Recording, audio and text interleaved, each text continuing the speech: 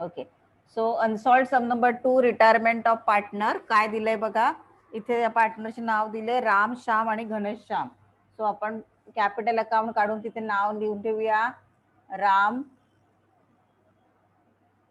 श्याम,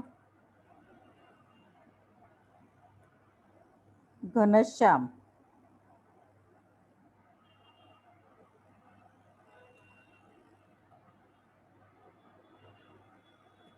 राम, श्याम आणि Ghanshyam. Okay, 3 partners आहेत, राम, श्याम आणि घनश्याम. तर तिघांचे अकाउंट काढून घेतले आपण.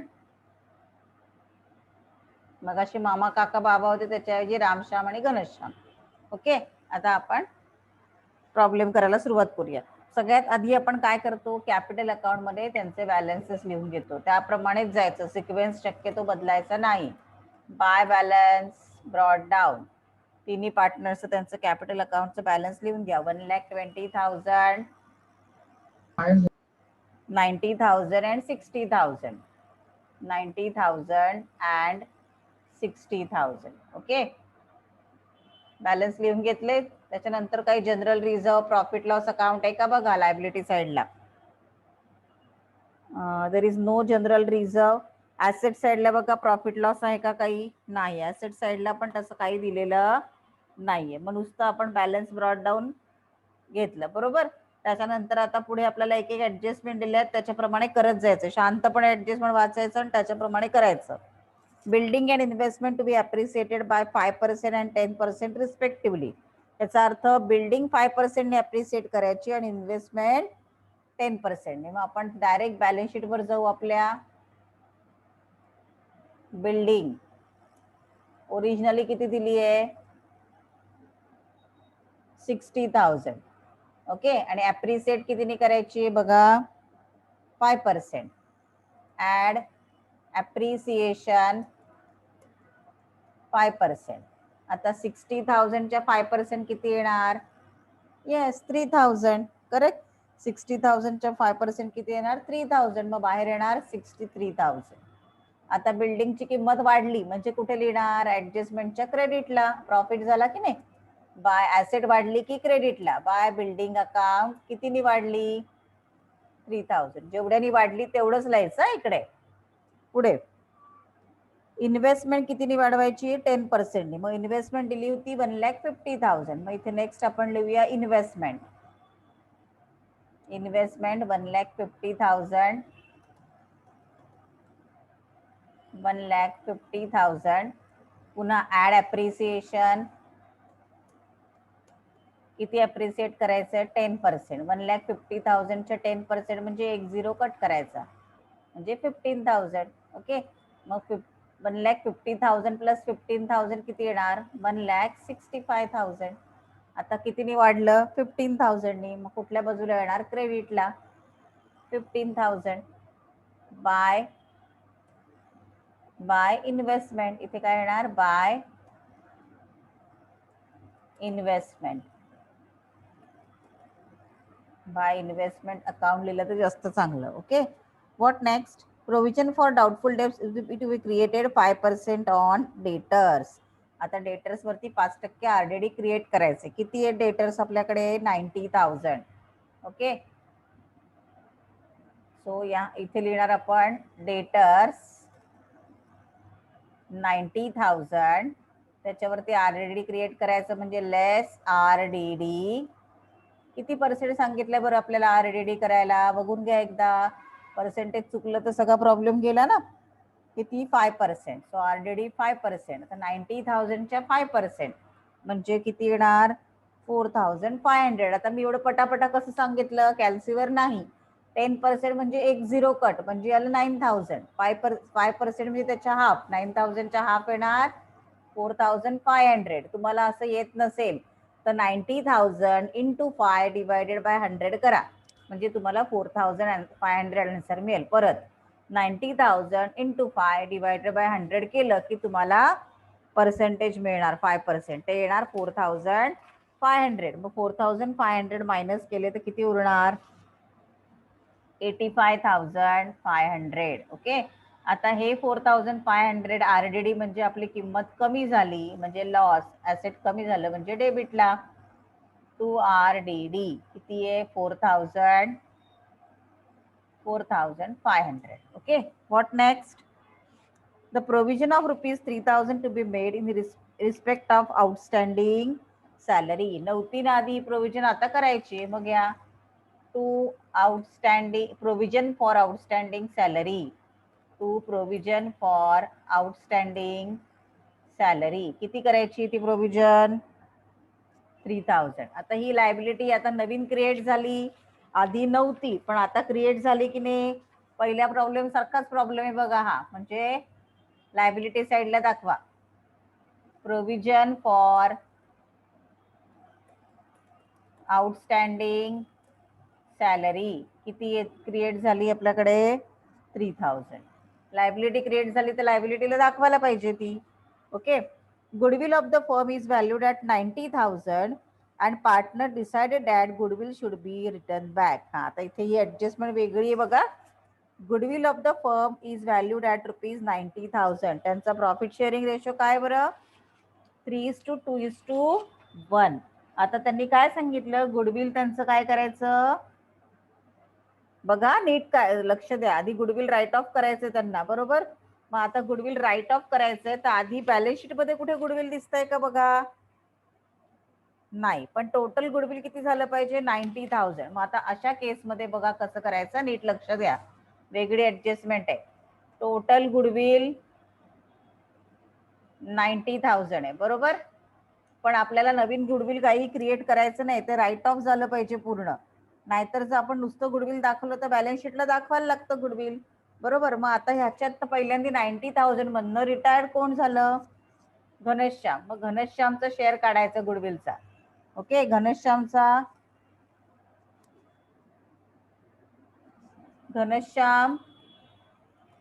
Share of goodwill equal to काय रेशो होता त्यांचा? प्रॉफिट शेअरिंग रेशो सांगा काय? 3:2:1. 3:2:1. मग आता घनश्यामचा शेअर कसा काढणार? 1 शेअर आहे की नाही घनश्यामचा, त्याला तेवढेच मिळणार. तर कसं येईल बघा हे? Ghanshyam share of goodwill equal to 90,000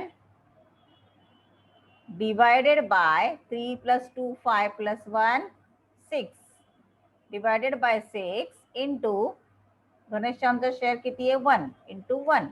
calculate करा किती येतं. किती येतं बघा, कॅल्क्युलेट करून सांगा मला. 90,000 डिवायडेड बाय 6 किती येणार? 15,000 इंटू 1. येस, 15,000. 90,000 भागिले 6 15,000 गुणिले 1 किती येणार? 15,000च येणार. मग घनश्यामचा शेअर किती आला गुडविलचा? 15,000. मागच्या सम मध्ये डायरेक्टली घनश्यामचा म्हणजे जो पार्टनर रिटायर होतो त्याचा शेअर दिलेला होता, बरोबर? पण या सम मध्ये आपल्याला तो शेअर काढावा लागला, करेक्ट? त्यांनी शेअर दिलेला नव्हता, बरोबर? मग आधी तर त्याला त्याचा शेअर मिळाला ना, तो इथे देऊन टाका त्याला. बाय गुडविल अकाउंट, घनश्यामच्या अकाउंट येणार 15,000. आता अशी ऍडजस्टमेंट आपण मागच्या सम मध्ये पण केली होती. मग गुडविलचा सेकंड इफेक्ट आपण कुठे दिला होता? येस, गुडविलचा सेकंड इफेक्ट आपण ऍसेट साइडला दाखवला होता की नाही? पण या सम मध्ये स्पेसिफिकली काय सांगितलंय की गुडविल राईट ऑफ करायचं. आता घनश्याम तर गेला, मग उरले कोण? राम आणि श्याम. मग इथे बघा कसं येणार, जेव्हा गुडविल राईट ऑफ करणार रिटायरमेंटच्या वेळेला, तेव्हा इथे म्हणायचं टू गुडविल अकाउंट. आता घनश्याम गेला, उरले कोण? राम आणि श्याम. 3:2:1 मधनं 1 गेला, मग रेशो काय उरला? 1 ला काढून टाका, रेशो काय उरला? 1 ला काढून टाकलं की रिमेनिंग रेशो काय झाला? 3:2. मग हे जे 15,000 आहे ते 3:2 मध्ये वाटा. 3 आणि 2 5. 15,000 15,000 भागिले डिवायडेड बाय 5 3,000. 3,000 इंटू 3 9,000 आणि 3,000 इंटू 2 6,000. काय केलं बघा? घनश्यामचा गुडविलचा शेअर इकडे क्रेडिट केला. ते राईट ऑफ म्हटलं नसतं तर आपण गुडविल अकाउंट ऍसेटला दाखवलं असतं. मी ते गुडविल अकाउंट काढून दाखवते म्हणजे तुम्हाला लक्षात आलं येईल. हे गुडविल अकाउंट. ओके, इथे केलं क्रेडिट, गुडविलला करायचं debit to Ghanshyam capital account. किती घेतलं होतं? 15,000. मागच्या सम मधल्याप्रमाणे केलं असतं तर इकडे घेतलं असतं बाय बॅलन्स, म्हणजे गुडविलचा बॅलन्स आला असता आणि तो ऍसेटला दाखवला असता. पण आता गुडविल राईट ऑफ करायला सांगितलं, म्हणजे नवीन फॉर्म मध्ये गुडविल आणायचं नाही. मग जुन्या पार्टनर्सला घनश्याम सोडून जे उरलेत रिमेनिंग पार्टनर्स त्यांच्या अकाउंटला ते राईट ऑफ करायचं by Ram by Shyam capital. कोणत्या रेशोमध्ये? रिमेनिंग रेशोमध्ये. 3:1 रेशो होता, त्यातला 1 गेला म्हणजे 3:2 राहिला. मग कसं राईट ऑफ होणार ते? 9,000 and 6,000, म्हणून ते 15,000 टोटल आली. कळलं? गुडविल अकाउंट काढून नाही दाखवलं तरी चालतं, पण तुम्हाला कठीण जात असेल तर काढून दाखवाय. मग इथे घेतलं 9,000 6,000. बाकी सगळं आपलं झालेलं आहे. आता ऍज युजल आपण क्लोजिंग करणार आहोत. बघा, क्रेडिट साईडला 15,000 आणि 3,000 म्हणजे टोटल किती आली? 18,000. बाय ऑब्झर्वेशनच दिसतंय की क्रेडिट साईड मोठी आहे. 18,000 मधनं 4 + 3 7,500 मायनस केले, मग किती उरणार? येस, 10,500. किती उरणार? 10,500. बरोबर. आता हे 10,500 तीनही पार्टनरला वाटायचे. To capital account Ram Shyam Ghanshyam. कोणत्या रेशोमध्ये? 4:3 सॉरी 3:2:1.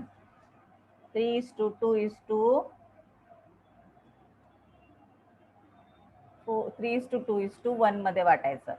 10,500 ला 3:2:1 मध्ये वाटायचं. मग ते येणार 5,250. 3,500 रेशो मध्ये वाटता येत नसेल तर अजूनही मला सांगा. 1,750. याला काय म्हणणार आपण? प्रॉफिट झाला ना, क्रेडिट साइड मोठी म्हणजे प्रॉफिट ऑन रिव्हॅल्युएशन.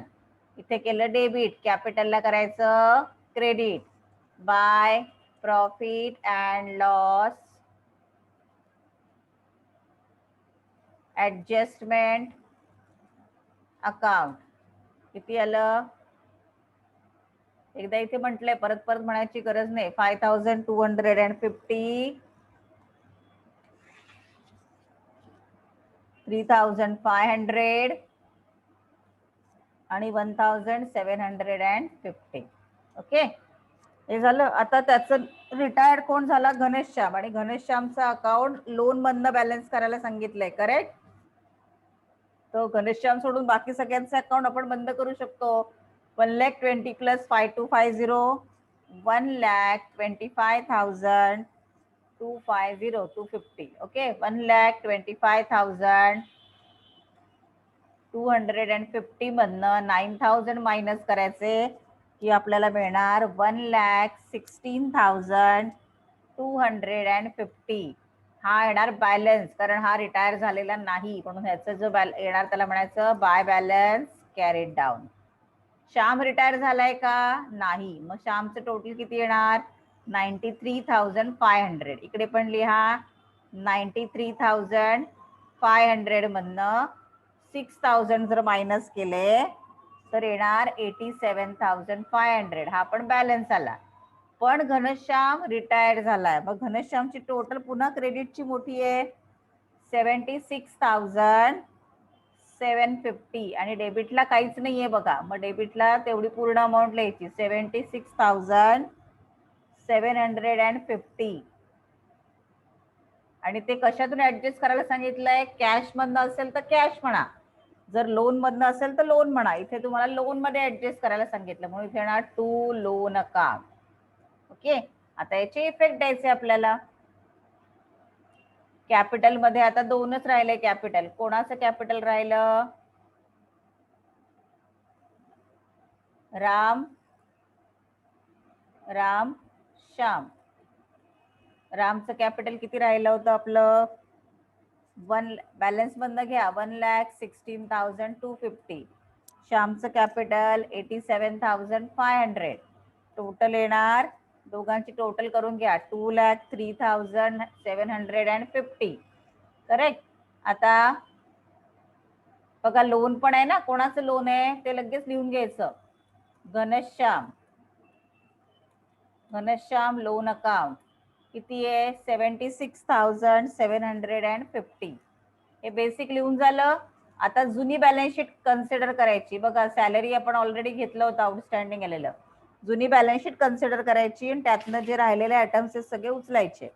कॅपिटल घेतलं आपण, क्रेडिटर्सला आपण हात लावलेला नाही, ते ॲज इट इज घ्या. ज्याला हात लावला नाही ते ॲज इट इज घ्यायचं. ऍडमिशन मध्ये पण असंच केलं होतं की नाही आपण. 22,000. Bills payable 12,000.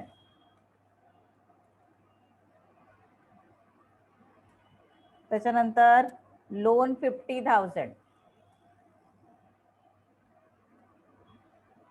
ओके, लोन घेतलं 50,000. हे सगळं ॲज इट इज आपण असंच्या असं उचललं. आता ऍसेट साइड बघा.